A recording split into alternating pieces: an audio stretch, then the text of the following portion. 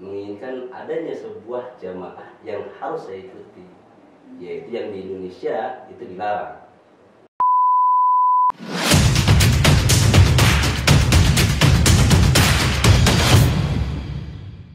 Assalamualaikum warahmatullahi wabarakatuh. Salam Pendekar Banten. Halo Sobat Pendekar, welcome back to our channel. Kembali lagi bersama saya Bribtu Sabrina di Pendekar Banten Podcast. Jangan lupa like, share, dan subscribe channel kita biar gak ketinggalan update video berikutnya. Sobat Pendekar, hari ini kita akan membahas tentang bahayanya terorisme dalam kehidupan sehari-hari, di mana kita sudah mendengar pada tanggal 7 Desember 2022 kemarin kembali terjadi aksi teror di kantor polisi Polsek Astana Anyar Kota Bandung, di mana dalam peristiwa ini kembali menelan korban jiwa secara sia-sia. Nah, terkait dengan aksi teror ini kita telah mengundang ex-napiter yang sudah kembali ke pangkuan negara Republik Indonesia. Langsung kita sapa aja narasumber kita, ada Bapak Komar Kuntadi dan Bapak Hasanuddin. Selamat datang Pak di Pendekar Banten Podcast. Mungkin bisa perkenalan dulu Pak ke Sobat Pendekar Pak. Baik, Sobat Pendekar, kenalkan saya Komar Kuntadi, berasal dari Serang. Terima kasih sudah diundang di podcast Polda Banten. Sama-sama Pak, kami juga terima kasih sudah berkenan hadir. Kemudian Pak Hasanuddin Pak. Baik Sobat Pendekar, perkenalkan nama saya Hasanuddin. Alhamdulillah saya juga diundang di podcast Polda. Terima kasih. Terima kasih ya Pak, kami sudah berkenan hadir ke Pendekar Banten Podcast. Nah Pak, ini langsung nanya aja nggak apa-apa ya Pak ya? Iya. Kalau boleh tahu nih Pak, kegiatan setelah sehari-hari setelah bebas tuh apa aja Pak? Sekarang ngapain aja? Saya dulu ya? Iya boleh. Baik, terima kasih Mas. Setelah bebas di Februari tahun ini, saya lebih fokus pada keluarga ya, baik dalam pembinaan khususnya akhlak anak-anak, sekaligus juga memperkuat ekonomi dan melakukan silaturahmi ke teman-teman, lebih fokus pada keluarga yang kami dari keluarga.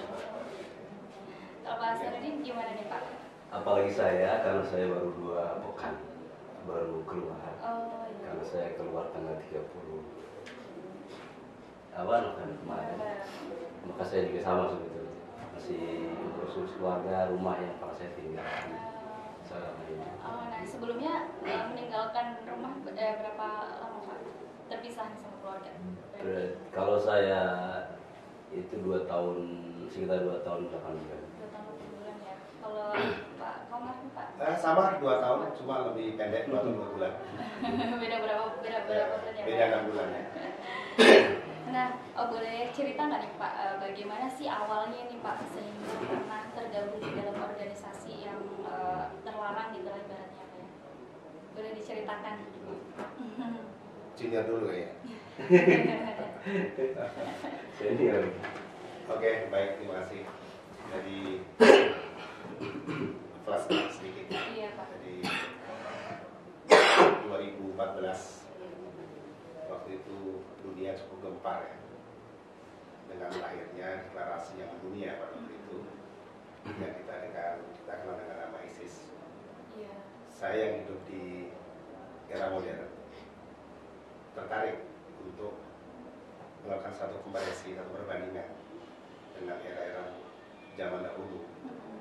Seperti apa sebenarnya ISIS ini.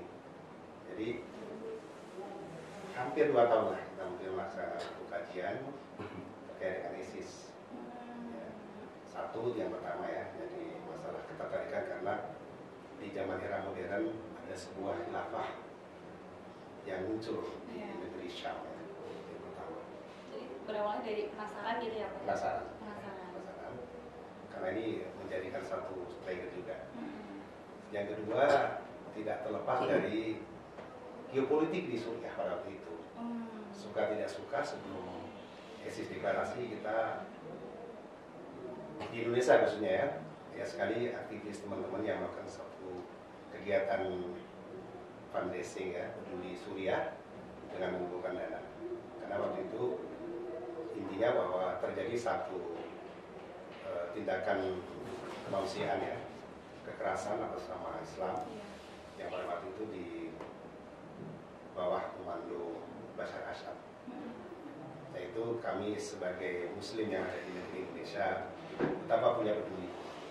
Nah itu awal sehingga kita dengan adanya ISIS menjadi satu apa ya, katakan obat barangkali ya, untuk membalas bagaimana sakit para hati para saudara-saudara kita Muslim di situ. Itulah yang kenapa kita pada akhirnya harus masuk dalam jaringan jihadi. Seperti itu kira-kira ya. Berarti kalau Pak Hasanuddin berarti sama juga Pak? Kalau saya itu dari JI, Apa itu Pak? dari Jamaah Islamiyah. Oh, berarti beda organisasi? Beda. Oh beda. Kalau saya pribadi itu memang bermula dari ilmu yang saya dapatkan dari pondok dulu terkait dengan materi tentang jihad, kemudian tentang jamaah dan lain sebagainya, adanya wajib berjamaah dan lain sebagainya. Maka dari situlah saya menginginkan adanya sebuah jamaah yang harus saya ikuti, yaitu yang di Indonesia itu dilarang. Walaupun saya pun tahunya itu tidak lama sebetulnya bahwa saja itu dilarang di Indonesia. Oh, berarti tadinya nggak tahu? Nggak tahu, karena memang saya orangnya kan fokus kalau udah ada pekerjaan itu. Oh, gitu ya. Nah, saya berdasarkan itu ikut yang namanya jamaah. Karena berdasarkan ilmu yang saya dapatkan, maka harus ada yang saya ikuti satu jamaah dan yang saya kenal lingkungannya itu adalah JI itu. Maka saya dididik di situ, kemudian saya bergabunglah dengan JI. Oh, berarti Yeah. ya teman-temannya juga Betul. sebelumnya gitu ya Pak ya. Kalau Pak Komar juga sebelumnya taunya dari ada rekanan juga. Ya, saya sebelum bergabung di JAD ada di JAT ya. Oh, ada. Tandim atau jamaah yang dibidangi Ustaz Abu Bakar Bashir. Jadi secara ideologis mungkin tidak beda jauh dengan JI ya, akan kehidupan berjamaah. Sehingga itu mendorong kami, saya pribadi ya, untuk bergabung dengan teman-teman yang pada akhirnya sebenarnya pada kami 2014, 15, 16, 17 sampai 18 bulan apa itu keberadaan jadi belum dilarang sebenarnya. Jadi kegiatan kami sebenarnya masih ya belum ada undang-undang yang larang itu.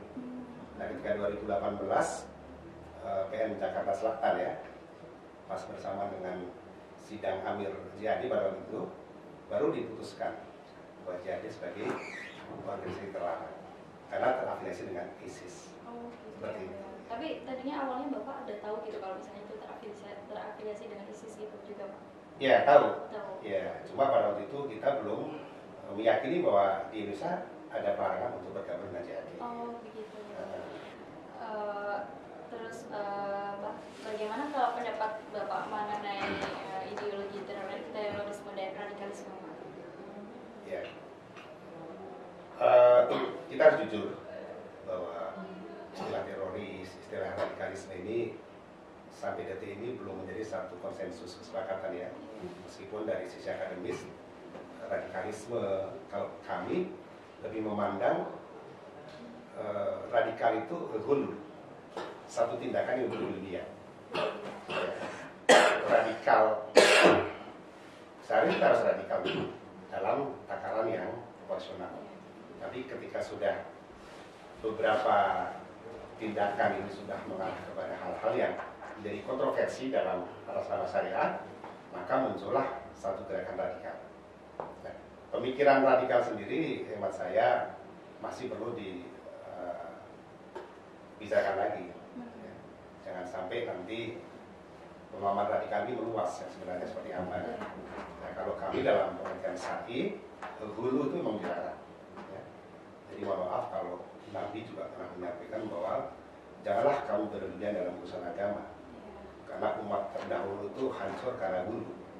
Nah sekarang kalau gulu itu sinonim dengan radikal, maka perlu juga ada satu definisi yang jelas ya, agar teman-teman terutama masyarakat itu bisa terhindar dari apa itu pengertian radikalisme. Ya. Saya kira seperti itu. Lalu dengan begitu banyaknya pengalaman Bapak selama gabung di organisasi tersebut nih Pak, bagaimana sehingga saat ini Bapak bisa kembali lagi ke pangkuan negara Kesatuan Republik Indonesia Pak? Mungkin bisa diceritakan. Simpel Mas sebenarnya.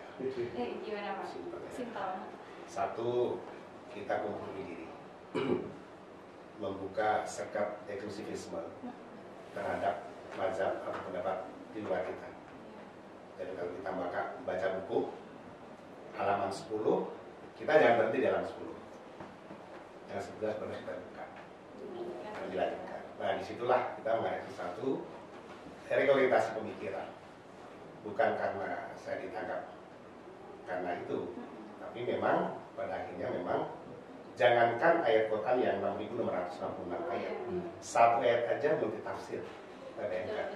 Nah maka kebenaran ini juga tidak nisbi, ada satu pemahaman yang sifatnya konotasi. Nah maka pada takaran itu saya mengambil bagaimana Ahlussunnah wal Jamaah menyikapi dengan tindakan-tindakan yang hari ini nyaris mengarah pada tindakan yang kita sebut dengan gulu, radikal, ataupun sampai pada tindakan yang namanya teror. Saya kira seperti itu Mbak untuk sementara. Terima kasih Pak. Kalau Pak Hasanuddin sendiri bagaimana? Terkait dengan apa tadi? Bisa kembali lagi ke ini. Pada dasarnya itu menurut saya adalah yang saya dapatkan dari hadis Rasulullah SAW. Orang itu sebetulnya kembali kepada ilmu itu sendiri. Jika orang bertambah ilmunya, maka insya Allah dia akan paham. Maka tidak akan sampai orang itu berbuat bulu. Tadi itu radikal tadi itu. Kalau orang itu ilmunya bertambah, termasuk yang saya rasakan sendiri. Yang saya rasakan sendiri ketika saya masuk ke dalam penjara, itu saya katakan alhamdulillah, karena Allah Subhanahu wa taala memberikan ilmu di situ. Memberikan ilmu di situ. Salah satunya adalah ilmu pengalaman dan ilmu cara pandang, sudut pandang. Yang dulu ini secara pribadi saya, bukan di jamaah. Dulu saya anggap adalah jamaah saya adalah paling benar.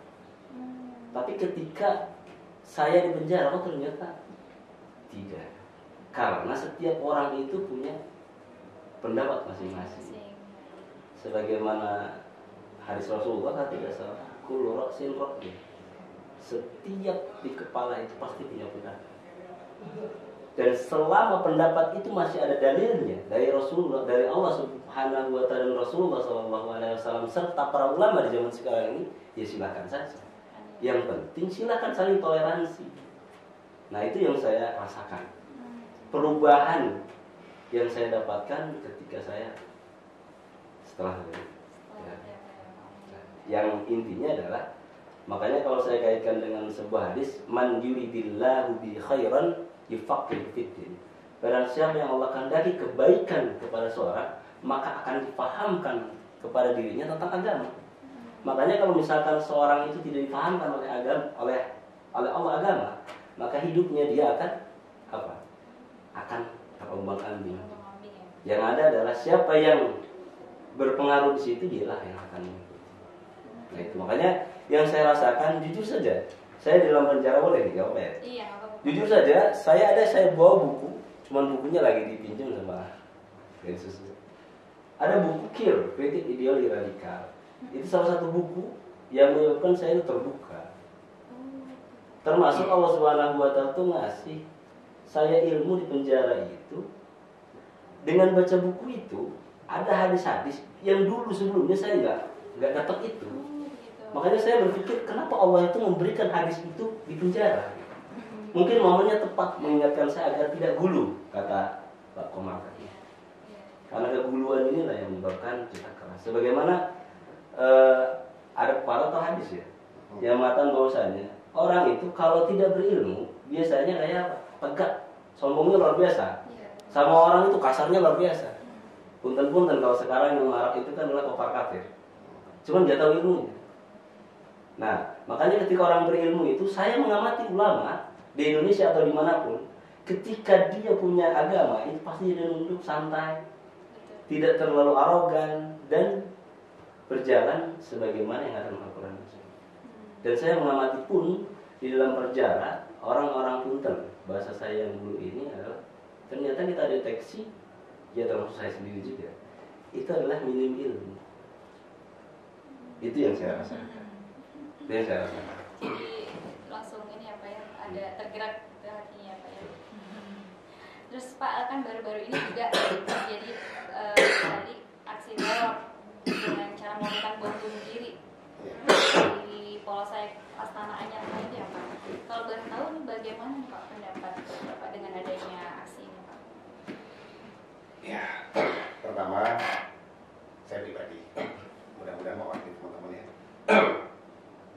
Ya menyayangkan ya, masih ada tindakan-tindakan yang sampai mengarah pada kekerasan.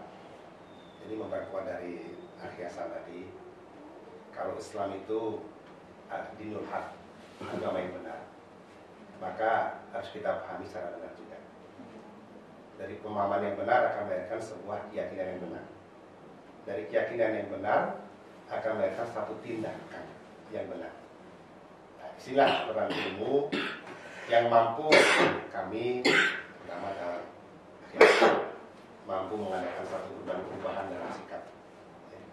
Jadi saya sekali lagi saya menyayangkan tindakan seperti itu, karena gimana pun juga tidak bisa atas nama agama sebuah kekerasan itu dilegitimasi.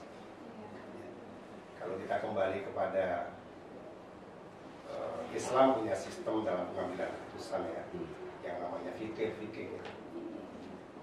Darul mafasid muqaddamun ala darul masalih. Jadi kita lebih mengedepankan sisi kemaslahatan dulu. Nah, dan kita untuk menolak madorot didahulukan dulu. Jadi apabila kita melaksanakan kebaikan tapi menimbulkan adanya sebuah mafsadat besar, maka ditunda. Dan ini juga sejalan dengan hadis Nabi. Tidak amartukum bi amrin faktuminhu mastata'tum. Jadi kalau Nabi Allah melalui nabinya memberikan satu perintah, maka laksanakan. Tapi Islam punya konsep mastata'tum. Inilah konsep manusiawinya. Tidak ada proses pemaksaan kehendak. Baik itu proses keyakinan, proses tindakan. Nah, sebenarnya satu langkah mereka sudah skip dari pemahaman radikal menuju satu tindakan radikal. Nah, di sinilah sebenarnya mulai titik kita berbeda. Tapi kalau pemahaman radikal hanya direlasikan dengan pemahaman khilafah, itu pun multitafsir. Sebagai Muslim juga harus meyakini bahwa khilafah juga bagian daripada periodisasi Islam yang kelima, babak kelima. Tapi karena ISIS ini melahirkan suatu khilafah yang akhirnya menjadi kontroversial, maka dunia memusuhi, ya kami merenung apa yang dikatakan Yasin tadi. Penjara bagi saya sebuah perenungan, artinya memperkuat. Dengan ilmu itulah kita bisa berubah. Kalau orang statis mempertahankan paradigma lama, nah ini, maka menjadi change agent, siap berubah itu harus sebagai Muslim, bahwa besok harus lebih benar, lebih baik, itu harus kita dengungkan ya. Paradigma lama yang konservatif yang hari ini sangat menyengsarakan kita sudah hidup damai dan sebagainya. Cobalah mari kita sedikit merenung, apa enggak lebih enak kita hidup berdampingan ya. Kalau bagi saya alul kiblat, orang yang sudah mengucapkan syahadat, itulah saudara kita. Persoalan nanti di takfir itu, itu rumit ya. Nah, dulu kita nggak sampai yang rumit itu. Jadi makanya ada satu tahapan-tahapan yang harus kita lalui. Kalau kita berarti tahapan muncullah pemahaman radikal. Nah, terkait dengan bom tadi, ya mungkin saya nggak tahu siapa pelakunya, tapi bagaimanapun juga yang kita dengar dia adalah seorang mantan terorisme. Saya nggak tahu. Jadi psikologi seorang napiter juga perlu didalami ya oleh para pihak-pihak terkait. ada apa? Nah, dari sisi ketidakpuasan, dari sisi ketidakcukupan masalah. Ini bagian yang untuk dalam rangka kita mereduksi ada satu tindakan-tindakan itu. Seperti itu, Mbak. Oh, menurut Pak Hasan sendiri bagaimana? Sebetulnya sama ya, karena memang termasuk yang saya baca juga tentang apa namanya aksi-aksi. Ini kan sebetulnya kaitannya dengan pemahaman jihad gitu. Yang namanya jihad itu sebetulnya aturannya luar biasa, sangat ketat. Kalau mau saya kaitkan dengan ibadah, yang namanya ibadah itu ada dua. Ada ibadah secara pribadi dan ada ibadah jamaah. Kalau mau secara pribadi, silakan saja, itu tidak mengganggu orang lain. Iya tidak? Mau jidatnya sampai hitam atau sampai biru silakan saja. Tapi kalau urusannya adalah dengan ibadah jamaah, maka ini pertimbangannya adalah orang yang paling paham dan paling fakih di dalam hal urusan itu. Siapa? Ulama.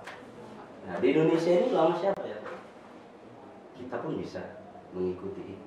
Makanya kan apalagi di Indonesia ini banyak nih apa namanya kelompok-kelompok. Ya silahkan saja. Yang penting itu sesuai dengan ajaran Allah Subhanahu Wa Taala. Secara naluri pun pasti akan merasakan apa yang dipertontonkan seperti itu menolak. Karena ada dalam hadis Arba'in Nawawi itu yang ke-24 kalau nggak salah, al-birru husnul khuluqi wal ismu mahaka fi nafsika wa in karihta ayyatali alaihi. Jadi hati itu nanti akan menolak terhadap kebatilan itu. Dan itu pun bisa didasarkan juga kembali kepada ilmu tadi. Dan punten-punten, saya sekali lagi mohon maaf, saya mengatakan kembali lagi sebetulnya kepada ilmu. Karena mungkin pun menggebu-gebunya luar biasa. Karena istilahnya apa? Orang yang banyak dosa itu biasanya pengen banyak menebus dosa dengan cepat. Nah, kekurangan ilmu inilah yang menyebabkan orang itu ingin instan menebus hal itu. Makanya saya sendiri mengantisipasi untuk diri saya pribadi dan ini pun untuk teman-teman yang lain, maka pelajari ilmu itu. Apapun yang akan kita lakukan, maka pelajari ilmunya. Karena Imam Bukhari mengatakan bahwasanya al-ilmu qoblal qawli wal amal. Ilmu itu adalah sebelum ucapan dan perkataan. Sedangkan ilmu di sini adalah ilmu Al-Qur'an dan As-Sunnah. Punten kalau misalnya yang di sini adalah bukan orang Muslim atau non Muslim. Karena kita adalah panduannya itu adalah Al-Qur'an dan As-Sunnah. Al-ilmu di sini disebut adalah harus sesuai dengan Al-Qur'an dan As-Sunnah. Kalau tidak, maka sudah otomatis akan menyimpang dari itu semua. Itu yang tanggapan saya.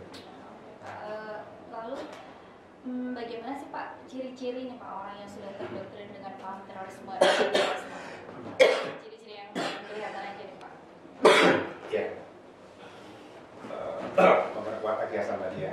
Jadi betapa pentingnya ilmu ya. Al-ilmu imamul amal. Jadi ilmu itu menjadi imamnya kita beramal. Ketika ilmu yang kita pegang salah, ada masalah. Jadi terkait dengan pertanyaan tadi, sederhana ciri-ciri ya, orang yang sudah terindikasi atau terpapar radikal ya. Satu yang jelas dia lebih banyak menutup diri. Ruang untuk berinteraksi sosial pasti dikurangi. Karena di situ sudah ada ketentuan ya. Ada satu keyakinan yang masuk itu tentang al-wala wal baro, kemudian jahiliyah a'lam ya. Nah, perbedaan pandang seperti itu melahirkan sikap kita lebih baik menolak, menyingkir kepada orang seperti itu. Bahkan sesama muslim yang apalagi sesama muslim kan, termasuk tempat peribadatan pun bisa dihindari ya. Dengan masyarakat tidak sepaham dan ini fenomena yang terjadi. Nah inilah yang saya katakan kita terjebak dengan eksklusifisme pemahaman. Ya.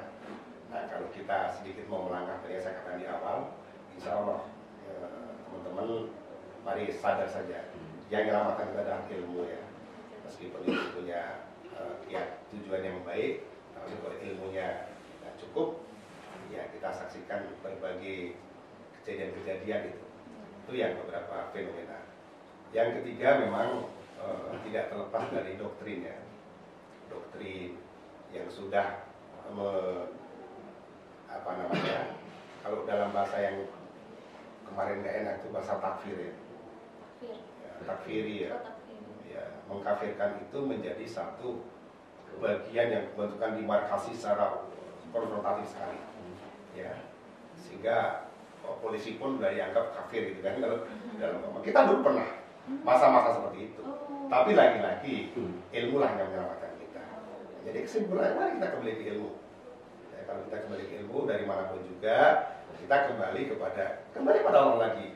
Alladzina yastami'una al-qaula fayattabi'una ahsan.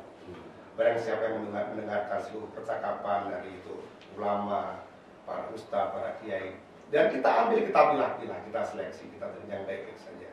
Nah ini proses, itulah yang disebut dengan al-ulul albab dalam Islam seperti itu. Nah saya ingin masuk pada wilayah karakteristik ulul albab tadi itu adalah orang yang senantiasa berubah, terutama dalam pemahaman. Sampailah nanti pada titik bahwa Islam itu secure pada hari ini. Kecuali ya, kita memang ada dalam daerah konflik, berbeda fikihnya ya. Nah kita bicara dalam konteks teritori Indonesia kan. Nah kemarin yang salah adalah konflik di luar pemahaman, kita bawa ke negeri yang damai. Kacau balau. Ustadz kami, Ustadz Abu Bakar Basir terakhir dalam menyikapi yang kemarin di Astana Anyar kan. Ya, artinya nggak usah begitu. Kalau mau dakwah, lebih baik dakwah saja kan. Ruang dakwah masih banyak. Gitu, ya, seperti itu.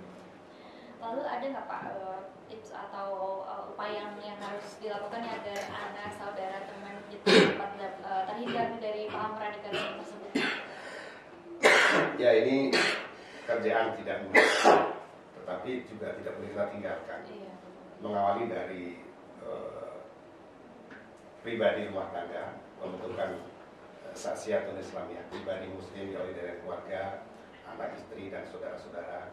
Kalau kita punya kemampuan di dunia ulama dalam mampu dakwah, kita dakwah sebagai misi. Jadi tampilkan Islam itu dalam persepsi kebaikan. Ya. Islam itu persepsinya adalah baik. Tidak, kita itu membangun al-haq, bukan menghancurkan sebuah kebatilan. Nah, disitulah maka kita mencoba. Sebetulnya keinginan daripada polisi dan kita, sehingga ada jembatan. Dulu pingin, tapi kayak ada dinding pembatas tadi itu. Pemahaman yang ini saya sendiri yang merasakan. Kalau di ajaran di jamaah saya sendiri sih sebetulnya tidak mengajarkan seperti itu. Tidak mengajar, ini saya sendiri. Jadi ketika saya punya jamaah ini nih, seolah-olah ya sudah, kamu fokus dengan ini dan jangan berhubungan dengan yang lain. Tapi ketika saya masuk penjara, ya Allah, saya melihat polisi itu adalah orang-orang yang dari pesantren, kemudian sholatnya juga rajin. Tidak seperti yang dulu kita ada di otak kita. Ditambah lagi dengan ilmu yang diberikan di dalam. Sehingga itu yang.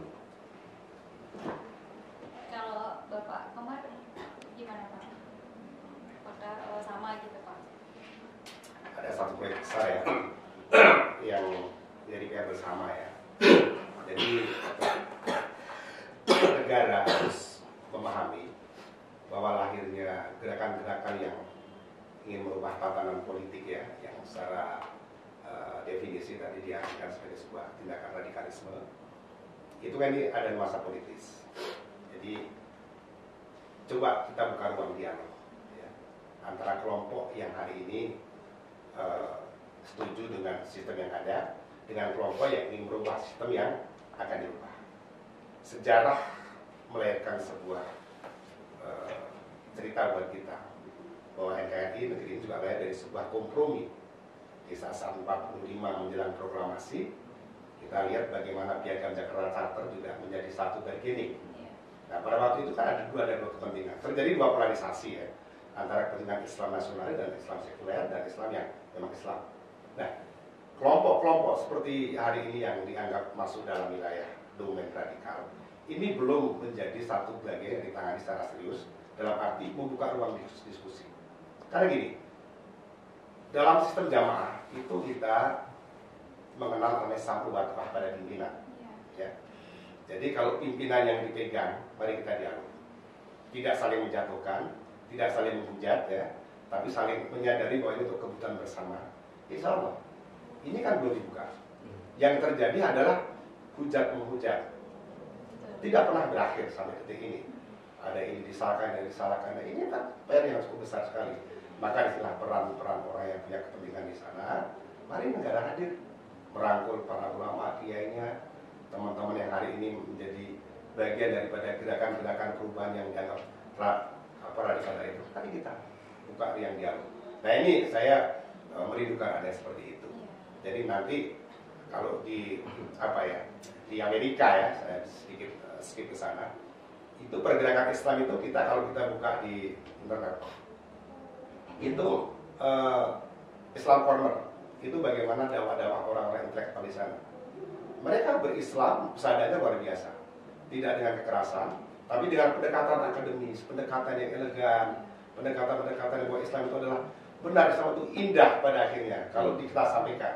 Tetapi hari ini kan terjadilah satu gerakan prematur. Nah inilah ingin cepat, itulah yang dikatakan tergesa-gesa. Ya, jadi kita biar kalau Allah belum mentakdirkan waktunya asar, jangan kita pasal sholat asar kan. Ya kita tetap tunggulah waktunya kapan. Nah takdir di sini bukan berarti kejadian, tapi kita mengadakan satu. Mari kita negara dengan yang dianggap sebagai lawan negara pada ini, mari kita sama-sama dialog seperti itu. Sebagaimana founding father. Nah ini kan secara seperti itu. Lalu nih Pak, terakhir nih ya Pak ya, apa pesan moral nih Pak yang bisa disampaikan kepada teman, keluarga dan masyarakat Indonesia nih yang masih terpengaruh dalam paham radikalisme ini Pak? Ya berat rasanya ya. Nah, saya menyadari bahwa apa yang sudah saya lakukan dan kawan-kawan ini sebenarnya kami menyadari ada sebuah nilai yang hilang. Kalau nilai itu harganya dalam konteks persahabatan kita hilang banyak. Tapi lagi-lagi kita adalah ridho Allah. Jadi atas keinginan ridho Allah itulah mari kita bersama-sama lah menjadikan kita rawat ya. Negeri ini kita dakwah saja, kita bina keluarga kita, tetangga kita bentuk masyarakat yang damai, yang indah. Tidak harus menyajikan sebuah menu-menu yang pedas banget lah. Kan masih ada menu yang enak-enak ya. Nah, dan itu juga masih wilayah-wilayah hampa yang masih umat Islam masih perlu dibenahi. Jadi kalau kita paksakan umat Islam menerima syarat Islam, saya khawatir justru nanti bukan lagi terjadi kehancuran sana sini. Porak-porak dari ekonomi kita akan reses, nah. Kita akan terjadi likuidasi luar biasa. Ya. Nah ini akibat sebuah konflik yang berkepanjangan. Dan cerita ini sudah kita bisa saksikan di negeri yang konflik hari ini. Namun begitu kita juga tidak bisa memojokkan bagaimana saudara-saudara kita dari konflik, karena kita bicara Indonesia. Nah, maka kita fokus ke bangsa ini. Mari kita sama-sama kita rawat. Mari kita sekali lagi kita sampaikan Islam dalam persepsi kebaikan. Tidak ada lagi kata terlambat ya buat kawan-kawan. Ini saya menghimbau pada kawan-kawan yang masih hari ini masih pada posisi seperti itu. Mari kita sedikit kompromi membuka diri lah. Insya Allah tadi yang sampaikan Aki Hasan saya setuju ya. Dengan ilmu itulah kita seperti itu. Mungkin Pak Hasanuddin mau menambahkan ada? Saya menambahkan, saya kaitkan dengan sebuah hadis. Inna dina yusrun wa la yushaddidu hadha dina illa billah. Sesungguhnya agama ini mudah. Karena siapa yang mempersulit agama itu maka dia akan terkalahkan sendiri. Yang kedua adalah yang sering saya katakan di podcast ini, kembalilah ke ilmu. Karena demi Allah saya katakan teman-teman yang masih ada di dalam dan masih guru, maka pelajari ilmu itu sendiri. Dengan ilmu itu insya Allah hidup kita akan tenang, hidup kita akan bisa berdampingan dengan siapapun. Makanya kejarlah ilmu, karena dengan ilmu ini insya Allah akan terlanjur. Dan kita selalu berdoa kepada Allah Subhanahu Wa Taala agar Allah selalu memberikan hidayah kepada kita sampai kita diwafatkan oleh Allah Subhanahu Wa Taala. Itu saja yang dapat saya. Oke Bapak. Sudah cukup ya. Terima kasih banyak telah menyempatkan hadir di Pendekar Banten Podcast. Semoga sehat selalu dan semakin sukses untuk kedepannya ya Pak ya. Amin. Sobat Pendekar, mungkin ini akhir dari podcast kita hari ini. Jangan lupa like, share, dan subscribe channel kita biar gak ketinggalan update video berikutnya. Dan buat Sobat Pendekar yang mau request tentang materi yang akan dibahas atau narasumber yang perlu kita undang, bisa langsung tulis di kolom komentar bawah. Ingat, jauhi kejahatan, narkoba, dan tetap berprestasi. Salam Pendekar Banten. Wassalamualaikum warahmatullahi wabarakatuh. Waalaikumsalam.